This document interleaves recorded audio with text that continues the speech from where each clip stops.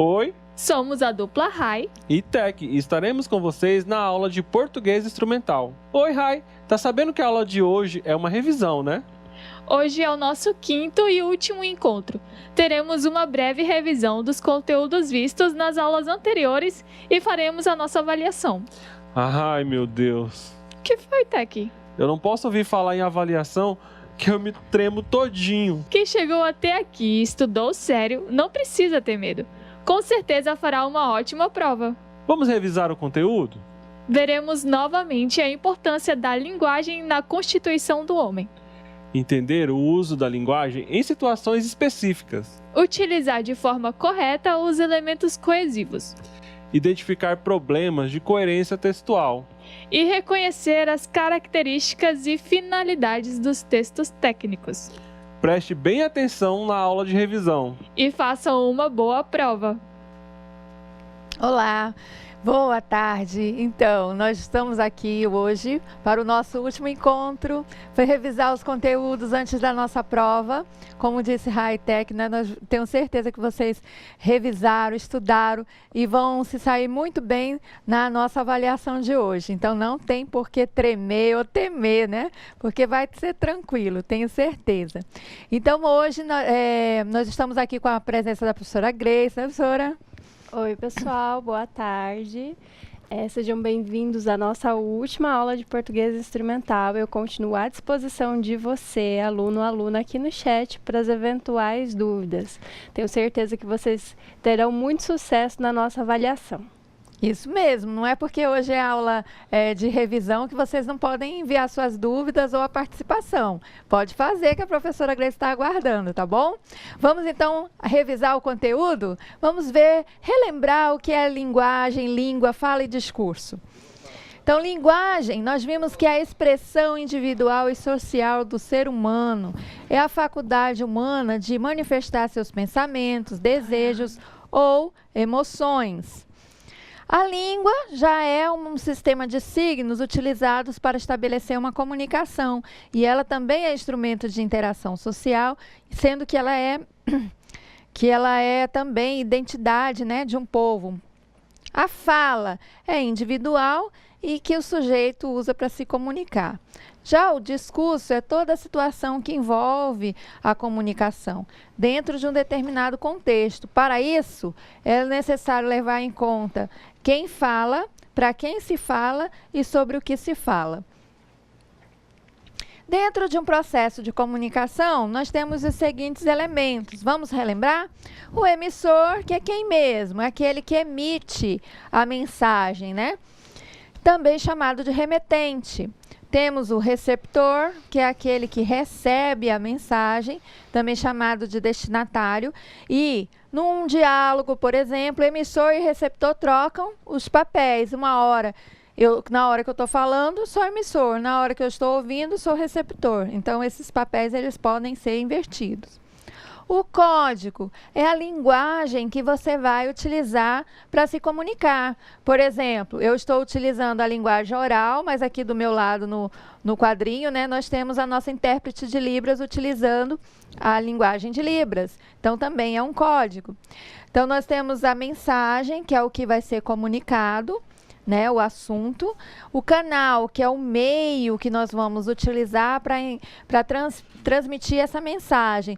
No caso aqui nós estamos utilizando a TV, né, mas dependendo da circunstância, você pode utilizar o celular, você pode utilizar o papel, você pode utilizar inúmeros canais diferentes para poder transmitir a mensagem. E o referente, que é o último elemento, que diz respeito ao contexto da situação, a informação em si, né, que está sendo transmitida. Beleza? Vamos para o próximo item. Aliás, vamos ver se vocês lembram que quando a gente enfatiza um desses elementos da comunicação que eu falei, ou o emissor, ou o receptor, ou o destinatário, né? Ou canal, o código, a mensagem, ou referente, nós temos uma função específica. Vamos ver aqui, ó. Nós vamos identificar qual é o elemento da comunicação que está sendo priorizado e qual a função da linguagem. Então, veja, Uau, venci, eu sou demais, consegui a aprovação, ninguém me segura. E aí, o que nós temos? Nós temos aqui, ó, o emissor, que é caracterizado pela primeira pessoa. Ó, eu venci, eu sou demais. Aqui, então, a ênfase é para quem está transmitindo a mensagem, né? Que é o garotinho aqui. E quando você dá ênfase para o emissor, a função da linguagem característica é emotiva.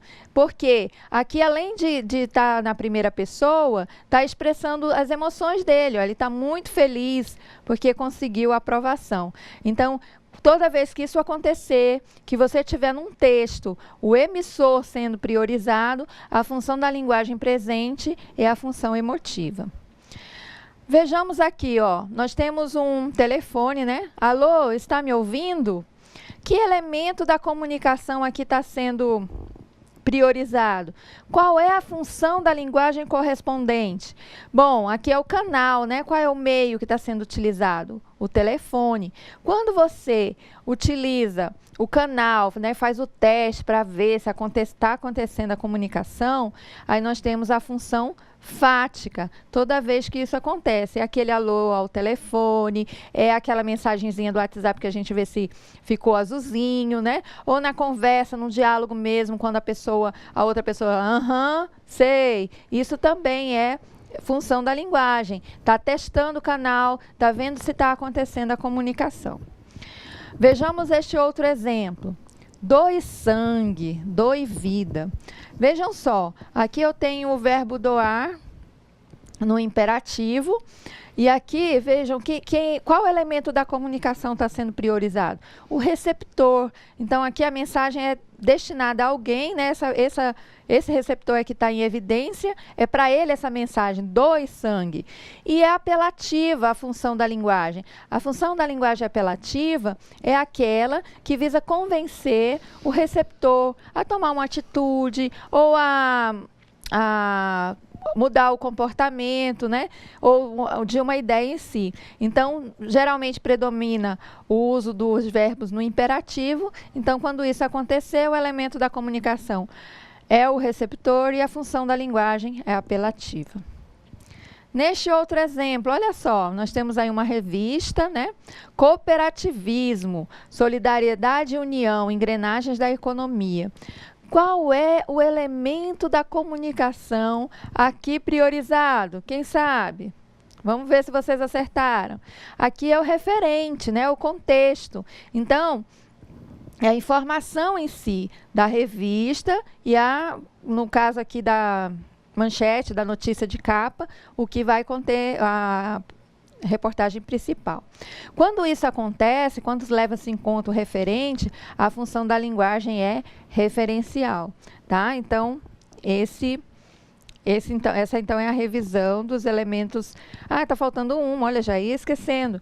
Tem um outro elemento que é, vejamos nessa imagem, temos um pintor que está olhando no espelho, né? E ele está fazendo o seu autorretrato. Então, vejam, um pintor que está fazendo o seu próprio retrato. Quando isso acontece, nós damos a função metalinguística. Por quê? É o código explicando o próprio código, né? Então, é a pintura, né? O pintor se expressando através da pintura, fazendo seu autorretrato. Então, toda vez que nós tivermos o código explicando a si mesmo ou exemplificando a si mesmo, como no dicionário, nós temos uma palavra que é definida por outras palavras. Então, também é função metalinguística. Um livro de língua portuguesa é um livro de português explicando normas e regras de língua portuguesa. Então, função metalinguística. Se eu tiver uma letra de música, onde na letra de música, da letra da música, o cara está falando que fez uma música lá para a gata dele, lá para a garotinha, lá para quem ele gosta, né? Então, também é metalinguagem, porque é uma música falando de música. Então, quando isso acontecer, é função metalinguística. Bom, agora nós vamos ver alguns critérios ou algumas coisas que são necessárias para que a comunicação no ambiente de trabalho seja eficiente, não é, professora Grace? É sim, para que a comunicação seja eficiente no ambiente de trabalho, é necessário haver clareza e objetividade para que a mensagem implique uma resposta. Precisão para que o outro compreenda o que se está pensando. E persuasão, poder de convencimento para obter a colaboração e a resposta esperada. Isso mesmo. E agora vamos relembrar a tipologia textual. Essas três aqui que nós vimos: a narração, a descrição e a argumentação ou dissertação. Bom, a narração, né, o texto narrativo, ele é utilizado para contar um caso, narrar um fato, que pode ser verdadeiro ou pode ser inventado, né? Pode ser real ou fictício. Vejamos esse exemplo de texto narrativo. Professora Grace, por favor. O Cavalo e o Burro, de Monteiro Lobato. O cavalo e o burro seguiam juntos para a cidade. O cavalo, contente da vida, folgado com uma carga de 4 arrobas apenas. E o burro, coitado, gemendo sob o sol de 8. Em certo ponto, o burro parou e disse: não posso mais. Esta carga excede as minhas forças e o remédio é repartirmos o peso irmamente, 6 arrobas para cada um. O cavalo deu um pinote e relinchou uma gargalhada. Ingênuo! Quer então que eu arque com 6 arrobas quando posso também continuar com as 4? Tenho cara de tolo? O burro gemeu. Egoísta, lembre-se que se eu morrer, você terá que seguir com a carga de 4 arrobas e mais a minha. O cavalo pilheireou de novo e a coisa ficou por isso. Logo adiante, porém, o burro tropica, veio ao chão e rebenta. Chegam os tropeiros, maldizem a sorte e sem demora arrumam com as 8 arrobas do burro sobre as 4 do cavalo egoísta. E como o cavalo refuga, dão-lhe de chicote em cima, sem dó nem piedade. Bem feito! Exclamou o papagaio. Quem mandou ser mais burro que o pobre burro e não compreender que o verdadeiro egoísmo era aliviá-lo da carga em excesso? Tome, gema dobrado agora. Então, vejam, nessa fábula, né, é uma fábula porque nós temos aí 2 animais que falam, né, têm comportamentos humanos. Nessa fábula, nós temos elementos que são característicos da narração. O que aconteceu? Com quem? Onde? Por quê? Então, o que aconteceu? O cavalo estava levando uma carga menor do que a do burro, e o burro estava reclamando do peso e pedindo para ele dividir igualmente. Ele não quis.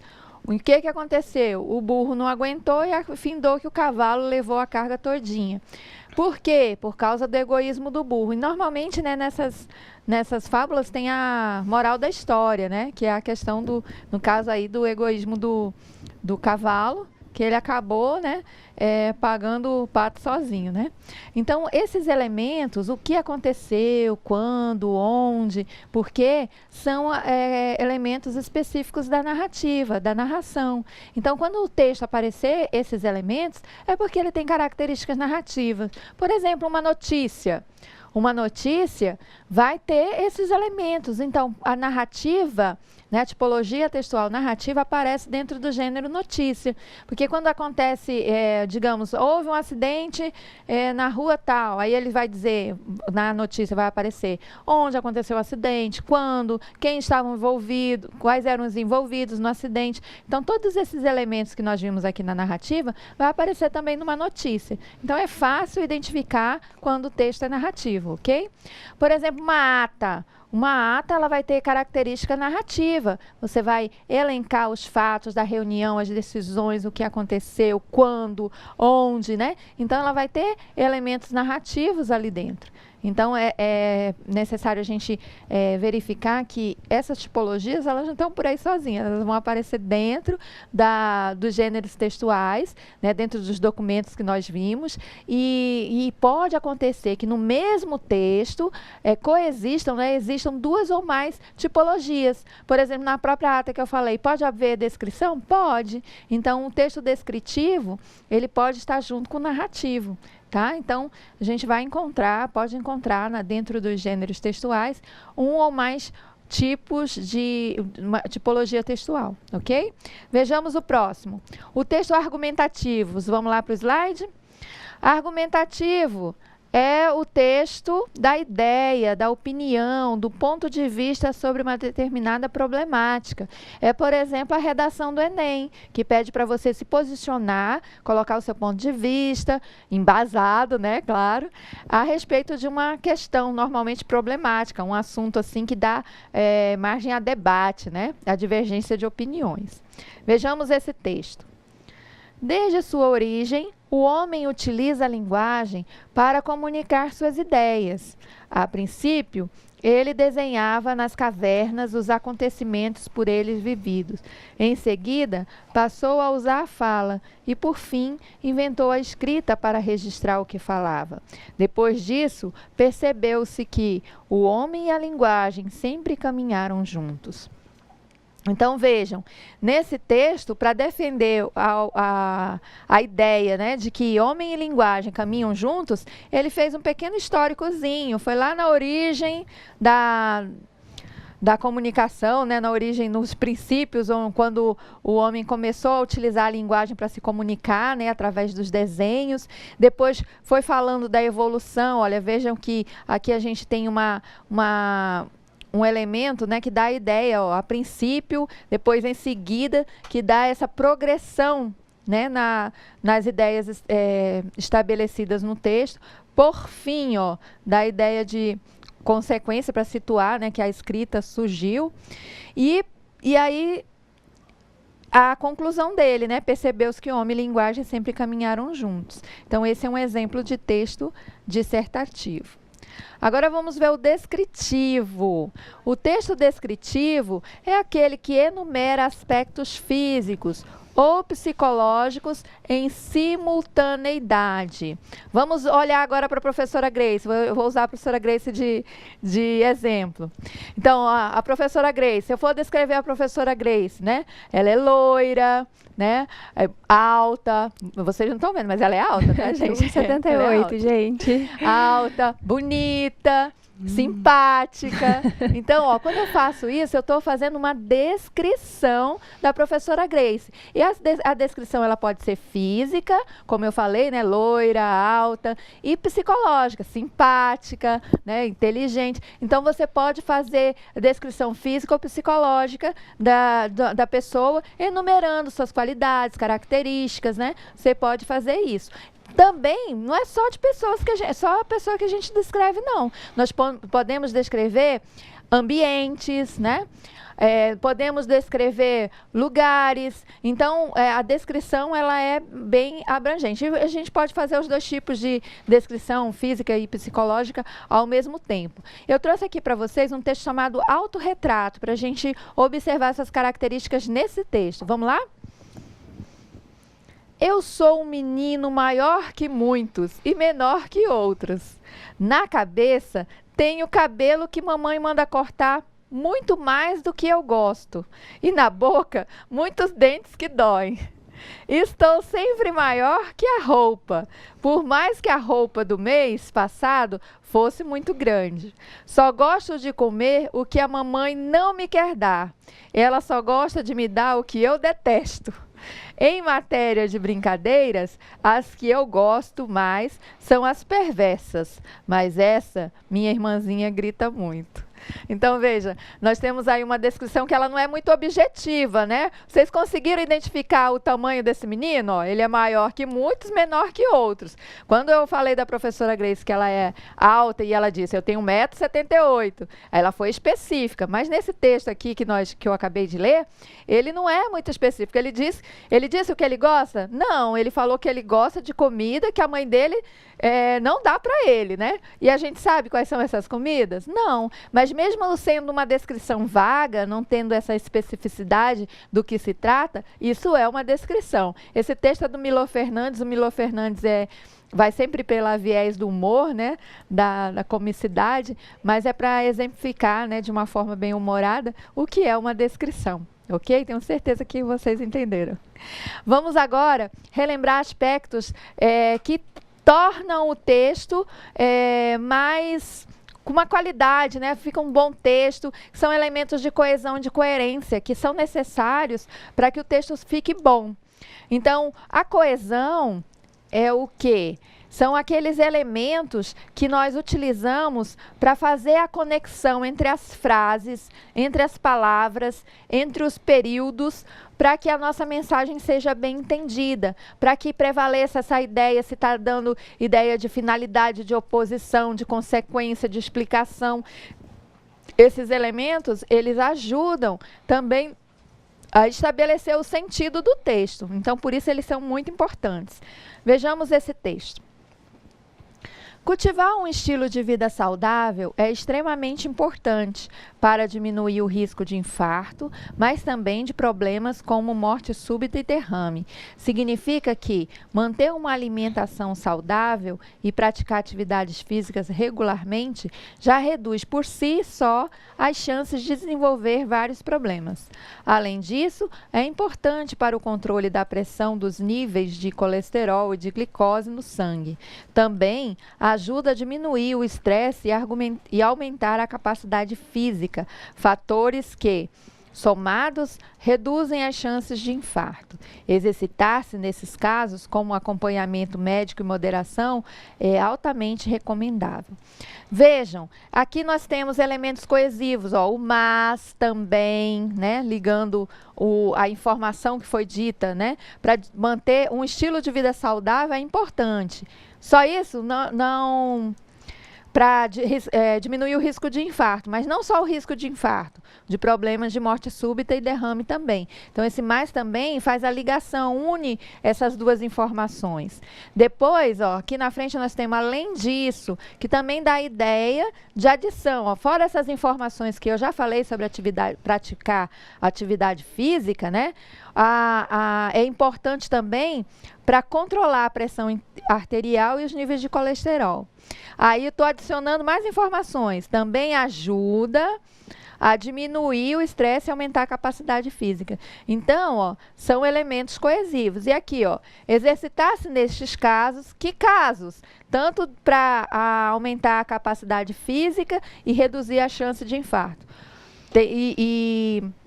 Praticar, né, atividade física regularmente deve ter o acompanhamento médico e moderação, né? Então, tudo isso, ó, a coesão garante assim, um bom entendimento e a progressão do texto. Agora nós vamos falar, e a coesão e coerência estão juntos, né? À medida que eu uso esses elementos coesivos, eu estou também contribuindo para a coerência do texto, para o sentido dele, para que ele fique bem fácil de entender. Agora vamos relembrar alguns textos que nós vimos, né, da redação comercial e oficial. Então, a redação comercial é o texto que se caracteriza pelo quê? Nós vimos aqui, pela impessoalidade, ou seja, não deve ter emoções nem ponto de vista nesse tipo de texto. O uso da norma padrão da linguagem. Então, se preocupar com a ortografia, com a concordância, né? Essas coisas têm que ser... tem que ser uma preocupação do autor, de utilizar corretamente a linguagem para que ela seja entendida. A clareza, a concisão, né? A clareza, você ser claro, objetivo, concisão, ser direto, ficar parando de enrolar, de encher linguiça, porque o leitor sabe quando você está enchendo linguiça, está dando um monte de informação ou escrevendo um monte de coisa desnecessária. Formalidade, porque é um tipo de texto que precisa de uma certa formalidade de tratamento, né? Inclusive com aqueles pronomes de tratamento específicos. Uniformidade, porque cada modelo de texto tem o seu padrão. Uniforme, vocês não têm o uniforme de vocês, a camiseta que é igual para todo mundo? Então o texto tem a ata, o modelo de ata é igual para todo mundo. Não existe uma ata para a empresa X, a ata para... Não, o modelo é o mesmo. Assim como o ofício, como memorando. Então esses documentos, eles têm uma uniformidade, ou seja, um modelo padrão que deve ser seguido, ok? Vamos lá, hoje nós vamos relembrar agora a carta comercial, né? Então nós vimos que tem 3 tipos de carta comercial. A de solicitação, quando está fazendo um pedido, a de informação, quando traz uma informação, né? Um esclarecimento, e a circular. O que é mesmo carta circular? É aquela que tem o mesmo texto e que é enviado para diferentes destinatários. Isso é uma carta circular. E aí nós temos aqui um exemplo, né? Eu não vou ler, mas é só para vocês perceberem aqui a formatação da carta, né? Então tem o local e data, para quem você está enviando, e aqui o vocativo, que é o termo que você utiliza para se referir à pessoa que está falando, o texto em si, o fecho. O que é fecho? É a palavrinha que é utilizada aqui no final para encerrar a carta. E no final, o nome da pessoa e o cargo, né, que está enviando a documentação. Aqui nós temos um modelo de carta circular, que é aquela que eu falei, o mesmo texto, esse texto igualzinho aqui, é enviado para vários destinatários. Porque, por exemplo, numa carta de informação, você quer dar a mesma informação para todo mundo, então faz um texto único e envia para os diferentes setores da empresa, ok? Agora vamos ver o ofício. Gente, o ofício, ele é comunicação externa, né? Predominante nos órgãos oficiais, né, públicos, estadual, federal, municipal. E tem os seguintes elementos: o destinatário, que é identificado pelo nome ou cargo e função que a pessoa exerce, o emissor, também identificado da mesma maneira, o assunto, que identifica sobre o que o ofício está tratando, a data, a mensagem em si, o fechamento e a assinatura. Modelo de ofício, ó. Então, logo no início, depois aqui da identificação do órgão, né, que tem o logotipo e a identificação, vem o tipo de documento. Ó, isso aqui é um ofício, número tal, aí vem o número, o ano e quem está enviando.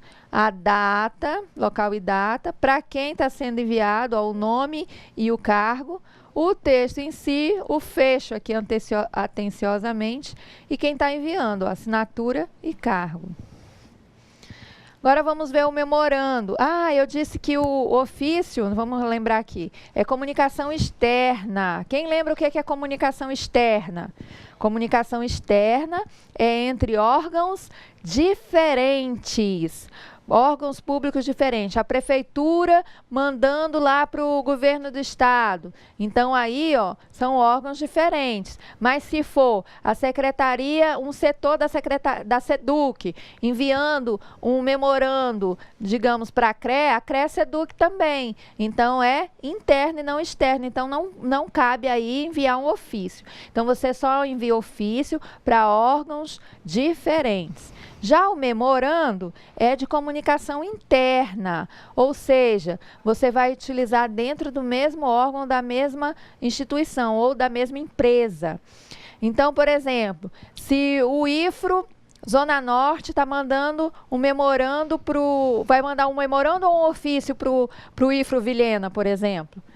Vai mandar um memorando. Por quê? Porque o IFRO Zona Norte e o IFRO Vilhena são unidades do mesmo instituto. Agora, se o IFRO for mandar um documento para a SEDUC é um outro órgão, então vai ter que ser um ofício, tá? Então, tenha em mente, o ofício é de uso externo, o memorando, uso interno.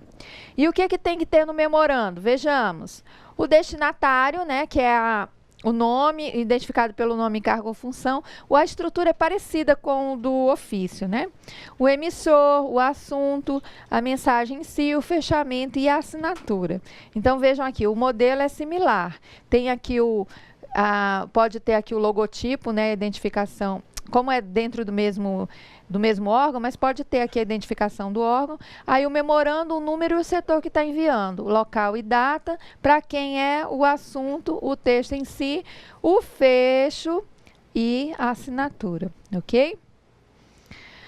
Agora vejamos, lembrando do fecho, né? Então, existe 2 fechos para redação oficial: atenciosamente, que é usado para pessoas de mesma hierarquia ou inferior, e respeitosamente para pessoas de hierarquia superior, né? Então, a gente usa o respeitosamente.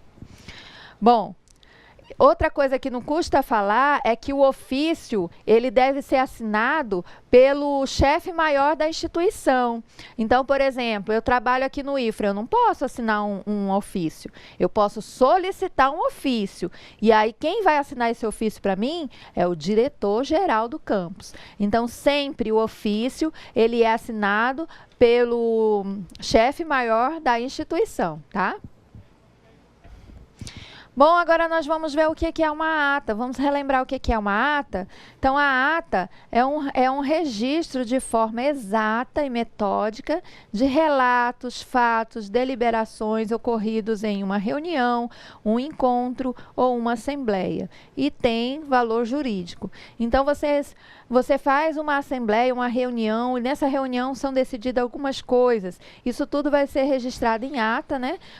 Ou pode ser num livro próprio, chamado de livro ata, ou você pode fazer digitado e arquivar essas atas, né, todas elas numeradas, com título, para ficar mais fácil de identificar se for necessário, né, consultar essa ata, para saber a respeito das decisões tomadas, né? Bom, o que deve constar na ata? Dia, mês, ano, hora, local da reunião, grafados por extenso, relação nominal dos presentes, pauta, que é a ordem do dia, né, o que foi tratado na reunião, e o fecho da ata. Ela não deve ter parágrafos, linhas em branco, espaços em brancos, né? Não pode ter emendas nem rasuras. Os números são grafados por extenso, ela deve ser manuscrita ou digitada e numerada. Assinada pelo presidente e secretário e os demais presentes. Sendo presidente a pessoa que lidera, que comanda ou preside a reunião, e secretário a pessoa que pode ser escolhida, inclusive no momento da reunião, para acompanhar as decisões e anotar tudo, né, lavrando a ata. O secretário é responsável por lavrar. Lavrar é a palavra utilizada, né, para escrever a ata, que significa escrever a ata. Bom, aqui nós temos um exemplo de ata, onde vocês podem ver, ó, que a formatação dela, ó, tudo na mesma margem, ó, tá? Não tem recuo de parágrafo, não tem aquele espaçozinho da margem para fazer parágrafo, não tem linhas em branco, não tem espaços, né, em branco de uma linha para outra, então é tudo seguido. E aí, ó, ela é numerada, como eu falei, ata número 23, e tem um título: Reunião de Constituição do Conselho de Produtores Rurais e Industriais de Leite do Cone Sul de Rondônia. Então, ela deve aparecer com esse título, para ficar mais fácil quando você precisar rever essa ata, né, pesquisar alguma coisa que foi decidida. Fiquei na dúvida, mas a gente decidiu isso. Decidiu, vamos ver a ata lá daquele dia. Então, ela tem esse valor de documento, né, e aí ela pode ser consultada para justamente tirar essas dúvidas do que foi decidido ou não. E aqui o restante dessa ata, ó, olha como ela encerra. No começo, ela vem falando, no dia 25 de outubro de 2016, às 14 horas e 30 minutos, né, ó. O dia, o local e a hora. Escrito por extenso, ó, 2016, não coloca o número, é a escrita dele. A leitura dele, né? Na sede do Sindileite, Sindicato das Indústrias de Laticínio e Produtos Derivados do Leite do Cone Sul, na Avenida Paraná, 2799, Jardim Eldorado, na cidade de Vilhena, Rondônia. Reuniram-se produtores de leite, representantes de laticínio do Cone Sul de Rondônia. Olha, quem estava reunido? Os produtores de leite. Onde foi a reunião? No Sindicato das Indústrias de Laticínio. E aí depois vem falando aqui o que foi decidido, né? E aqui, ó, no final, ó, a reunião foi encerrada às 17 horas e 30 minutos, lavrando-se a presente ata, que depois foi lida e aprovada e foi então assinada pelos presentes. Então, esse é o fecho, o encerramento da ata, tá? Que tem que ter. Agora vejamos o requerimento. Professora Grace, o que é mesmo o requerimento? É um instrumento do cidadão. Nele se faz a solicitação de um direito que a pessoa, um grupo de pessoas ou uma empresa considera tê-lo. Ok. E olha aqui um modelo de requerimento. Esse aqui é um formulário que temos no IFRO, né? Requerimento de vacância. Mas a gente tem outros, né? Requerimento de justificativa de falta, requerimento de prova de segunda chamada, requerimento de... Tem diversos tipos. Então, requerer é solicitar, é um pedido que você faz, tá? Declaração. A declaração é um tipo de texto que deve vir com esse título, né, grandão, escrito em maiúsculo, centralizado no alto da página. Depois o texto especificando a sua finalidade, localidade, a data e a assinatura. Normalmente também vem os dados pessoais da pessoa lá que está fazendo a declaração. Vejamos, por exemplo, essa declaração de residência. Né? O Fábio, ó, e aí ele dá os dados dele, brasileiro, portador do RG tal, CPF tal, residente domiciliado na cidade de Rolim de Moura, declara, ó, aí vem sempre essa expressão, declara o quê? Para devidos fins, a quem possa interessar, que Tatiana, aí quem é a Tatiana? Brasileira, do RG tal, CPF tal, é residente domiciliada. Por quê? Porque isso aqui é uma declaração de residência, então ele está dizendo que ela mora no imóvel de propriedade dele, na rua tal, na cidade tal, morando lá 1 ano e 8 meses. Então, isso é um modelo de declaração, aqui no caso, declaração de residência. E aí, normalmente tem essa expressão, né, por ser expressão da verdade, assina a presente declaração, local e data, o nome e o CPF. Bom, agora nós vamos ver o relatório. Professora Grace, e o relatório? É um documento no qual se expõe o relato de uma ocorrência, da execução de serviços, de fatos da administração pública ou privada, ou ainda o resultado de uma pesquisa ou investigação. Um bom relatório traz as informações necessárias ao alcance da finalidade, que depende de aspectos como a quem se destina, periodicidade e a quem vai ser comunicado. E aí aqui a gente tem um modelo, né, que a gente não vai ler, mas que você normalmente coloca um título no relatório, e aí vem o texto que todo texto, né, tem que ter uma introdução, um desenvolvimento, uma conclusão. Nesse caso é um relatório em tópicos, né? Ele fez um parágrafo e foi enumerando os tópicos aqui, local e data e a assinatura, ok? Então ele tem que ter essa estrutura de introdução, desenvolvimento e conclusão. Agora um convite é bom, hein?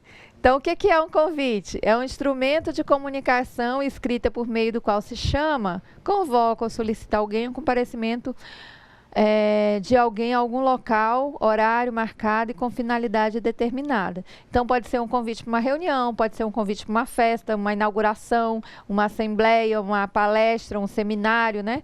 Enfim. E nós temos também, e não esquecendo de dizer sempre o local certinho, o horário e a finalidade dessa reunião, para a pessoa se programar, né, saber com que roupa ela tem que ir, porque dependendo do evento, da ocasião, tem que utilizar uma roupa adequada, o tempo que ela tem que prever o deslocamento, o tempo que ela vai gastar, enfim. E a mensagem eletrônica, o e-mail, né? Que ele garante hoje em dia a celeridade, ou seja, a velocidade, o retorno quase que imediato, né?